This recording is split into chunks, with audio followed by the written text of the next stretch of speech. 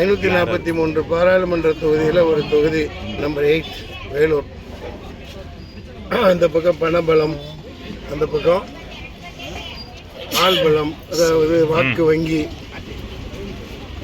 ஆண்டாண்டு காலமாக மாறி மாறி ஆண்டவர்கள் பிச்சைக்காரர்களாய் மக்கள், அவர்கள் கொளுத்த பணக்காரர்களாய் சாராய ஃபேக்டரிகள், மண்ணை விற்று கோடீஸ்வரர்களாகவும் கல்லை விற்று கோடீஸ்வரர்களாகவும் ரோடு போட்டு கோடீஸ்வரர்களாகவும் வாழ்கிறார்கள். வேலை வாய்ப்பு இல்லை. அதனால் இந்திய ஜனநாயக புலிகள் சார்பாக ஒரு இயக்கத்தை ஆரம்பித்து இந்த மண்ணின்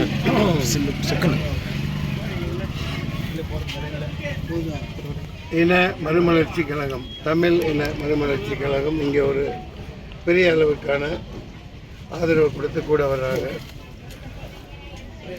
ஏகப்பட்ட பயணங்கள்.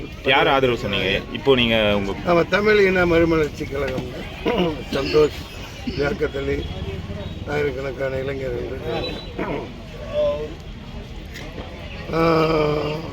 ஒரு மாற்றத்தை கொண்டு வரணும். பாராளுமன்ற தேர்தல் ஒரு நாடக தேர்தல் தான். இந்த நாடக காதல் நல்லா சொல்லுவாங்க இல்லையா, அந்த மாதிரி அப்பட்டமான இது ஒரு நாடக தேர்தல். பாஜக ஒரு சீட்டு கூட ஜெயிக்காது. ஆனால் இதில் ஜெயிச்சதா கணக்கு காட்டுறதுக்காக தான் இந்த தேர்தலே நடத்துகிறாங்க. இதில் சூட்சமும் தெளிவாக தெரியுது. இந்த கொஞ்சம் பேர் நீங்களும் ஜெயிச்சிருங்க இப்போ சொல்லுவாங்க, இந்த வேலூரில் நான் ஜெயிச்சேன், இவர் எப்படி ஜெயித்தேன், மிஷின் ஏமாத்திரம்னா இவர் எப்படி ஜெயிச்சிருக்க முடியும் அப்படின்னு சொல்லுவாங்க.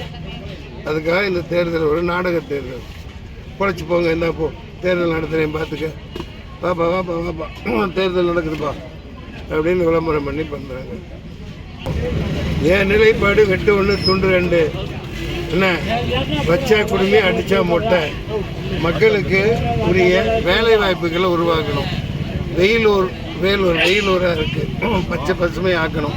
பாலாறில் தண்ணி வரணும், தடுப்பணை கட்டணும், ஆர்டிஃபிஷியல் நீர் விட்டுற மாதிரி இயற்கையான முறையில் செயற்கையான முறையிலையும் மலைகளை சுற்றி நீர் விட்டுருக்கிறது. கொடைக்கானல் மாதிரி இந்த மலைக்கு காஞ்சிருக்கிற மலைகளில் 40 அடி உயரத்துக்கும் மேற்பட்ட சில்வர் ஓக், டீக், ரெட் சாண்டல் மாதிரி மரங்களை நட்டு வைக்க முடியும்.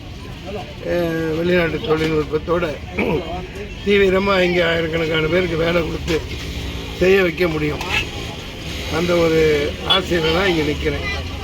நிச்சயமாக நிறைவேற்றுவேன். நன்றி, வணக்கம். பாதகம் செய்பவரை கண்டால் நாம் பயங்கொள்ளலாகாது பாப்பா, மோதி மிதித்து விடு பாப்பா, அவர் முகத்தில் உமிழ்ந்து விடு பாப்பா. அண்மை செய்திகளை உடனுக்குடன் தெரிந்து கொள்ள இணைந்திருங்கள் இயம்நாடு தொலைக்காட்சியுடன்.